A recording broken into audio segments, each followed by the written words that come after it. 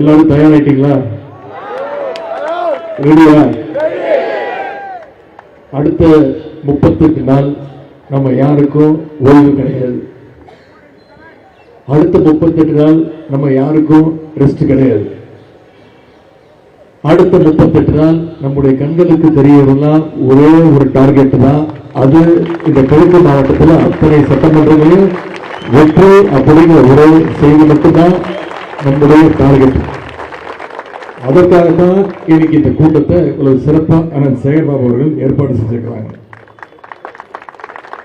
இந்த கூட்டம் மிக மிக முக்கியமான ஒரு கூட்டம். கொஞ்ச நேரத்துக்கு முன்னாடி தான் சுட சுட வந்திருக்கிறேன். தேர்தல் தேதி அறிவிப்போடு வந்திருக்கிறேன்.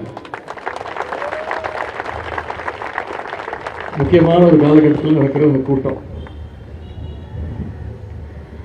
இந்த சட்டமன்ற தேர்தலுக்கான பிரச்சாரத்தை இன்னைக்கு சென்னை கிழக்கு மாவட்டத்திலிருந்து நான்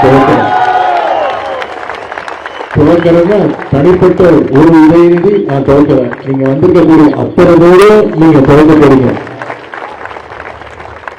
அப்படிப்பட்ட ஒரு முக்கியமான இந்த கூட்டத்தில் உங்களை எல்லாம் சந்திக்கிறேன். எங்க தம்பி சூர்யா கிருஷ்ணமூர்த்தி அவர்கள் சொன்னது போல தொடர் சுற்றுப்பயணம்.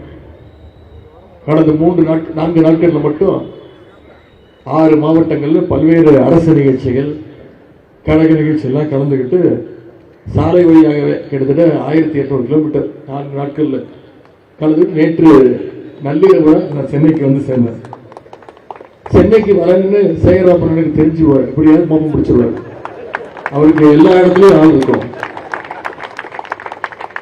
நான் வர்றது எப்படியோ தெரிஞ்சுக்கிட்டு, ஆனால் என்னுடைய கிழக்கு மாவட்டத்துக்கு நீங்கள் வருகை தரணும் அப்படின்னு சொன்னார். சேகர்பாபு அண்ணனுக்கு நான் என்னைக்குமே நோ சொன்னதே கிடையாது. சேகர்பாபு அண்ணனும் எனக்கு எப்பவுமே நோ சொன்னதே கிடையாது. எப்பவுமே எஸ் தான். இன்னைக்கு நான் இவ்வளவு ஆர்வத்தோட பல்வேறு நிகழ்ச்சிகள், முன்னாடிலாம் மாசத்துக்கு ஒரு வாட்டி கூப்பிடுவாரு, அப்புறம் 10 நாளுக்கு ஒரு வாட்டின்னு கூப்பிட ஆரம்பிச்சாரு. இப்ப நான் சென்னையில் இருந்தாலும் எப்போதும் கண்டுபிடிச்சு என்னை கூட்டிட்டு வந்துடுறாரு. இவ்வளவு ஆர்வத்தோட நான் எதுக்கு வரேன் இங்க, ஏன் என்ன காரணம்? அந்த அளவுக்கு அண்ணன் சேகர்பாபு அவர்கள் இந்த மாவட்டத்தை ஆக்டிவா வச்சிருக்கிறாரு.